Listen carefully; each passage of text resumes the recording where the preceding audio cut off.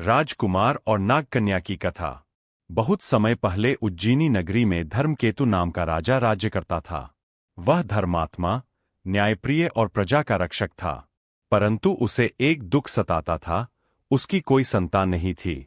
वर्षों तक यज्ञ, तप और व्रत करने के बाद अंततः भगवान शिव की कृपा से रानी ने एक सुंदर बालक को जन्म दिया। राजा ने उसका नाम रखा सुंदरसेन। राजकुमार बड़ा हुआ तो उसका सौंदर्य ऐसा था कि जैसे स्वयं चंद्रमा धरती पर उतर आया हो। वह वीर, बुद्धिमान और विनम्र था। सभी उसे प्रेम करते थे, परंतु उसके मन में एक गहरी उदासी रहती थी। वह अक्सर जंगल या नदी किनारे जाकर अकेले बैठ जाता और घंटों तक जल को देखता रहता। एक दिन उसकी दासी ने रानी से कहा, महारानी, राजकुमार रोज नदी किनारे जाता है और वहां घंटों तक किसी से बात करता है। कभी कभी तो उसकी आंखें भीग जाती है। रानी चिंतित हुई और राजा से कहा। राजा ने एक दिन गुप्त रूप से अपने सिपाहियों को भेजा कि वे राजकुमार पर नजर रखें। सिपाहियों ने जो देखा, उससे वे चकित रह गए। रात के समय राजकुमार नदी किनारे गया और जैसे ही उसने अपने हार का एक मोती जल में फेंका, एक अद्भुत दृश्य हुआ।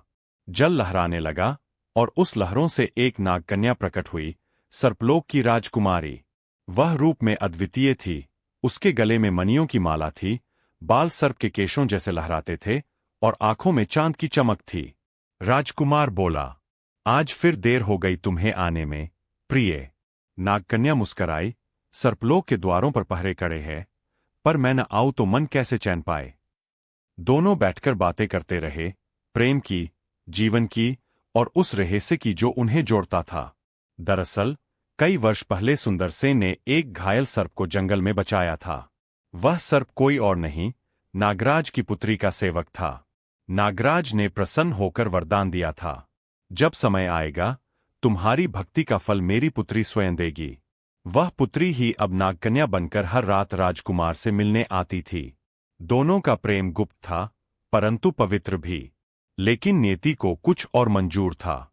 एक दिन एक तांत्रिक ने उस नागमणि को पाने के लिए काला अनुष्ठान किया।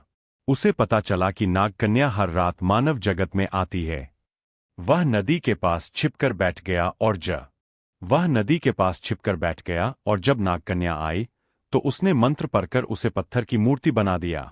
राजकुमार जब वहां पहुंचा तो उसे देखकर व्याकुल हो उठा। उसने मूर्ति को गले लगाया और रो पड़ा। उसी समय आकाश से एक आवाज आई, हे राजकुमार, तुम्हारा प्रेम सच्चा है। यदि तुम सर्पलोक जाकर नागराज से यह वरदान मांगो तो नागकन्या पुनः जीवित हो सकती है। राजकुमार ने बिना विलंब किए यात्रा प्रारंभ की। वह एक तपस्वी के पास पहुंचा जिसने उसे मंत्र दिया जिससे वह सर्पलोक के द्वार में प्रवेश कर सके। वह धरती के नीचे उतरा, एक ऐसा लोक जहां नीलमणियां दीवारों में जड़ी थीं और चारों ओर सर्प प्रहरी थे। नागराज के सामने पहुंचकर उसने विनती की, हे नागराज, आपकी पुत्री पर अन्याय हुआ है, कृपा कर उसे जीवन दीजिए। नागराज ने कुछ क्षण विचार किया और बोले, तुम्हारा प्रेम शुद्ध है, परंतु एक शर्त है, तुम्हें 1 वर्ष तक हमारे लोक में रहकर तप करना होगा, तभी वह जीवित होगी। राजकुमार ने बिना झिझक स्वीकृति दी। वह वर्ष भर सर्पलोक में रहा, तप किया और अंततः नागकन्या पुनः जीवित हुई। दोनों जब पृथ्वी पर लौटे तो राजा रानी उन्हें देखकर आनंदित हुए। राजकुमार का विवाह नागकन्या से हुआ और दोनों ने वर्षों तक सुखपूर्वक राज्य किया। कहानी समाप्त होते ही बेताल ने राजा विक्रम से पूछा, राजन, बताओ, इस कथा में सबसे बड़ा त्यागी कौन था? राजकुमार, जिसने प्रेम के लिए सर्पलोक की यातना सही, या नागकन्या, जिसने प्रेम के लिए अपने लोक को छोड़ दिया?